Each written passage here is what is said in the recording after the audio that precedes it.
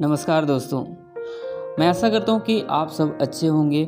दोस्तों आज मैं प्रैक्टिस करने वाला हूँ हिंदी राइटिंग की। जो कट लेटर लिखते हैं उसकी जो लकीर वगैरह है, कुछ सिंपल सा प्रैक्टिस करूँगा। और बहुत दिन हो गए मैंने सॉफ्ट ब्रश नहीं चलाया है। ये मेरा सॉफ्ट ब्रश बहुत ही पुराना है। अब नया सॉफ्ट ब्रश नहीं मिल रहा है मार्केट में मुझे, तो इस ब्रश की डिमांड बहुत ज़्यादा है लेकिन मिल नहीं रहा है। तो जो सीधी लाइन है उसकी प्रैक्टिस हमें करना चाहिए। हमारे हिंदी लेटर का जो प्रमुख लाइन है वो है ये सीधी लाइन, और जो दूसरा लाइन है वो है खड़ी लाइन। तो इन दोनों की प्रैक्टिस मैं क्या करता हूँ, और इसी की प्रैक्टिस से जो है बहुत सुधार आया मेरे राइटिंग में।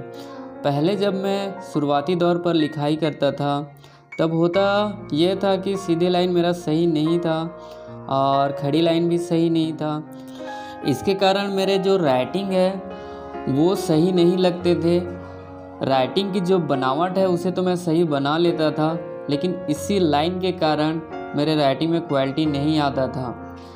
तो जब मैंने गौर किया कि मेरे लाइन सीधे नहीं आ रहे हैं और मेरी खड़ी लाइन भी आड़ा टेढ़ा हो रहे हैं, कभी दाएं कभी बाएं तो कभी टेढ़ा हो रहा है, तो मैंने ये लाइन की प्रैक्टिस करना स्टार्ट किया।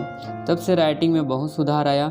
जैसे ही मेरा लाइन सीधा हुआ, सीधी लाइन सीधा हुआ, खड़ी लाइन सीधा हुआ, तो राइटिंग जो लिखावट है वो सुंदर लगने लगा। तो दोस्तों हमारे हिंदी लेटर में सीधी लाइन और खड़ी लाइन का बहुत महत्व है। लगभग बहुत सारे अक्षर हैं जो सीधी लाइन और खड़ी लाइन के बिना पूरे नहीं होते, इसको आप जानते ही होंगे। तो इसकी प्रैक्टिस हमें करना चाहिए।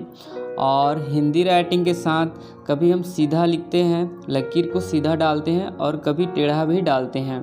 तो तिरछा डालने से क्या होता है कि हम जल्दी से लिख सकते हैं, थोड़ा फास्ट काम हो जाता है सीधा लाइन की अपेक्षा तिरछी लाइन से। तो इस लाइन की भी प्रैक्टिस मैं कर रहा हूँ। और ये ब्रश जो है बहुत पुराने, इसके नोक वोक उतना अच्छा नहीं है, फिर भी कोशिश कर रहा हूँ कि इससे एक अच्छा नोक बन जाए, और नोक भी बनाने की मैं पूरी कोशिश करूँगा। आप जब भी प्रैक्टिस करने बैठो तभी बैठो जब आपका पूरा मूड हो, पूरा मन हो प्रैक्टिस करने का। कहीं ऐसा ना हो कि आपका मन नहीं है प्रैक्टिस करने का और आप ज़बरदस्ती किए जा रहे हो। ऐसे में आपका प्रैक्टिस करने का महत्व नहीं निकलेगा। तभी आप प्रैक्टिस करने बैठें जब आपका पूरा मन लगे और आप पूरे एकाग्रता के साथ, धैर्य के साथ पेंटिंग कर सकें।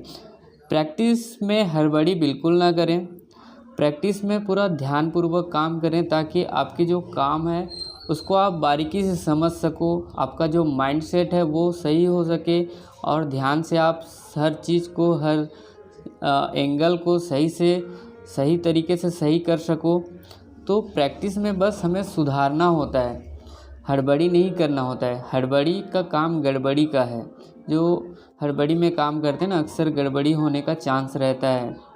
तो हड़बड़ी बिल्कुल नहीं करना है, शांत से करना है। और प्रैक्टिस में आप उस चीज़ को ध्यान दो जो आपसे नहीं हो रहा है जब आप रियल टाइम में लिख रहे हो।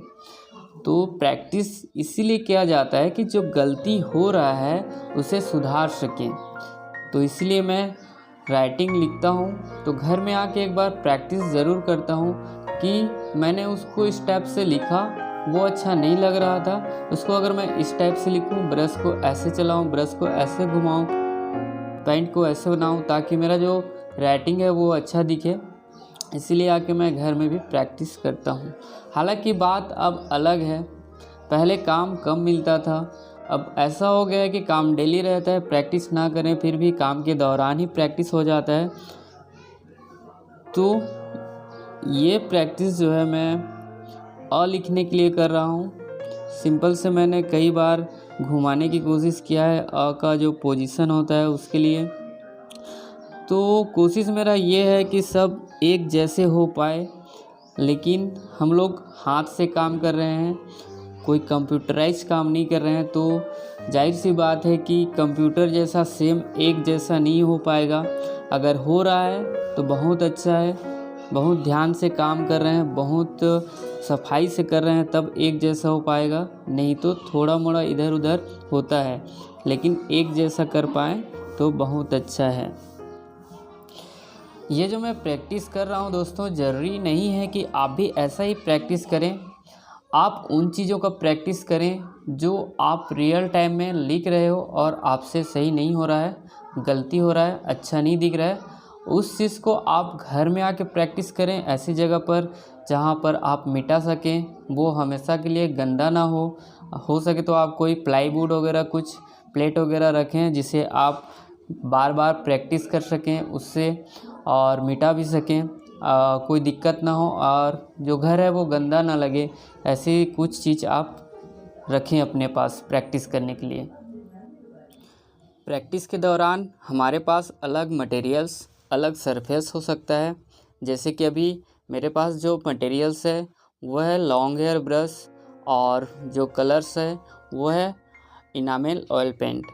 तो ये बदल भी सकता है, चाहो तो रद्दी पेपर या ड्राइंग पेपर्स या कुछ भी न्यूज़पेपर पर भी प्रैक्टिस कर सकते हैं। उस टाइम हमारे पास वाटर कलर होगा, वाटर कलर से हम न्यूज़पेपर या ड्राइंग पेपर पर प्रैक्टिस करेंगे, तब हमारे पास जो ब्रश है वो भी बदल जाएंगे।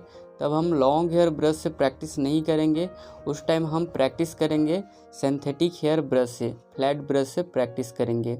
अगर हम दीवार पर प्रैक्टिस कर रहे हैं पानी से या कोई रंग से, तब हम इस्तेमाल करेंगे बेनर ब्रश से हम प्रैक्टिस करेंगे। तो इसी तरह जो सरफेस के आधार से हमें ब्रश भी चेंज करना पड़ेगा।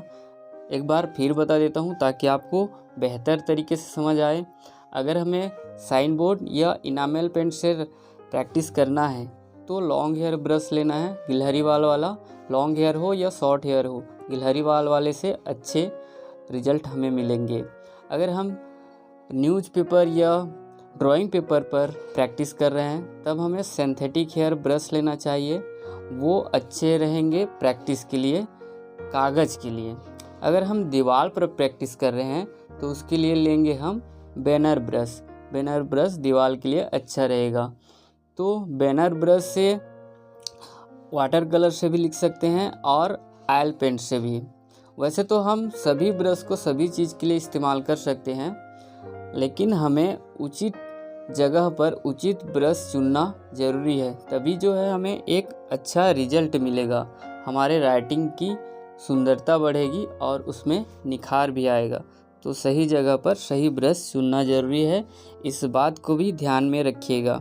अब देखिए मैं यहाँ प्रैक्टिस के दौरान 2 बार ई लिखा हूँ, मतलब कि 2 ई लिखा हूँ, दोनों को अलग अलग तरीके से लिखने की कोशिश किया हूँ। इनमें से आपको कौन सा अच्छा लगा, दायां वाला या बायां वाला, कमेंट करके ज़रूर बताइएगा।